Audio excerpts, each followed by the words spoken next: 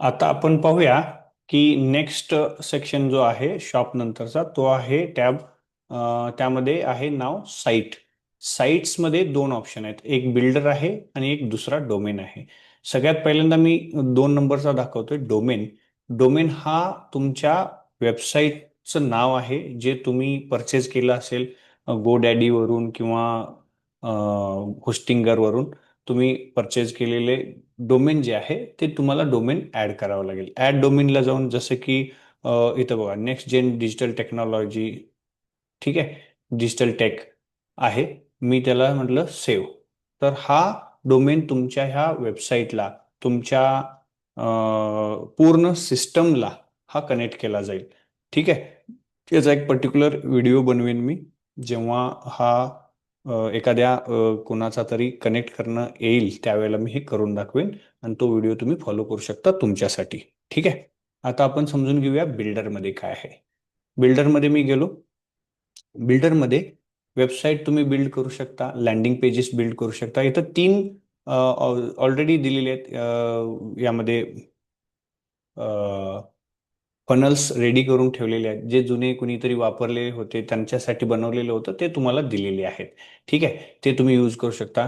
Webinar जर तुम्ही करत असाल तर वेबिनार फनल आहे. ह्या वेबिनार फनलवरती क्लिक केल्यानंतर असे सिस्टममध्ये ऑप्शन्स येतात. ऑप्शनमध्ये काय बघा, इथं सेटअप आहे. सेटअपमध्ये तुम्हाला पेजेस किती आहेत इथं दिसतात, 1 2, ही 2 पेजेसची सेटअप आहे. त्यानंतर सेटिंग्समध्ये गेल्यानंतर तुमच्या या वेबिनार फनल किंवा जे काही असेल फनलला तुम्ही नाव देऊ शकता. तुम्ही डोमेन इथं सिलेक्ट करू शकता. जर तुम्ही डोमेन जोडलेला असेल तर तुम्ही त्याला पाथ देऊ शकता, होम पेज किंवा वेबिनार पेज किंवा सेमिनार पेज किंवा वॉट एव्हर तुम्हाला जे नाव द्यायचं आहे त्याला फॅविकॉन म्हणजे नाव, एक फोटो देऊ शकता जो इथं टॉप साईड लेफ्ट हँड साईडला तुमच्या वेबसाईटच्या पेज ओपन करणाऱ्या ठिकाणी दिसतो. ठीक आहे.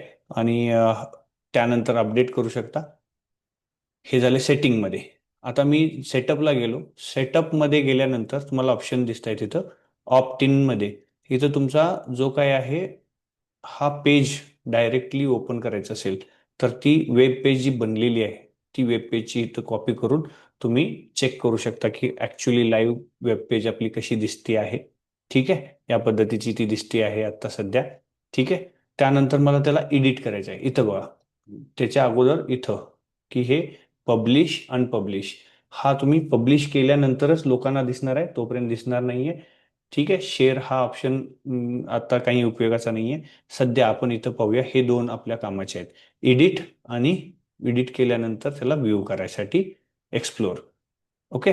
आता त्यानंतर खाली बघा, set home page, clone page, delete page. Set home page म्हणजे जर समजा तुम्ही वेबसाईट बनवलेली आहे आणि यातील 2 पेज पैकी एक पेज तुम्हाला होम पेज म्हणून, म्हणजे हे पुढचे कोणतेही डिटेल्स नको आहेत. For example NKP, sorry, next gen digital tech .com हेच ठेवायचं असेल तर सेट होम पेजला क्लिक करू शकता किंवा फनल असेल तो सेपरेट तुम्ही यूज करू शकता. ठीक आहे. आता हा पेज मी बनवलेला आहे, मला ह्याचा क्लोन बनवायचा म्हणजे सेम डुप्लिकेट करायचा आहे. तर मी क्लोनला क्लिक करेन. क्लोनला क्लिक केल्यानंतर या सेम पेजला तो कॉपी करेल आणि त्याला नाव ऑटोमॅटिक येईल clone of opt in page. ठीक आहे. तुम्ही ह्याचं नाव चेंज करू शकता.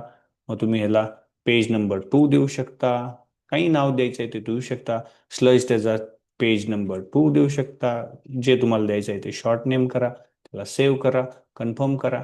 हे सेटिंग्स सगळे चेंज करून घेईल. ठीक आहे. सध्या साठी हे ठीक आहे. असे मल्टिपल पेजेस तुम्ही इथं बनवू शकता एका फनलमध्ये. मल्टिपल फनल्स आहेत, मल्टिपल पेजेस बनवता येतात. आणि कसे एडिट करायचं ते आपण पाहूया. इथं क्लिक केल्यानंतर हा जो ऑप्शन आहे पेनचा त्यावरती क्लिक केल्यानंतर एडिट हे ऑप्शन येतं. आपण त्याला नेक्स्ट व्हिडिओमध्ये एक्सप्लोर करूया.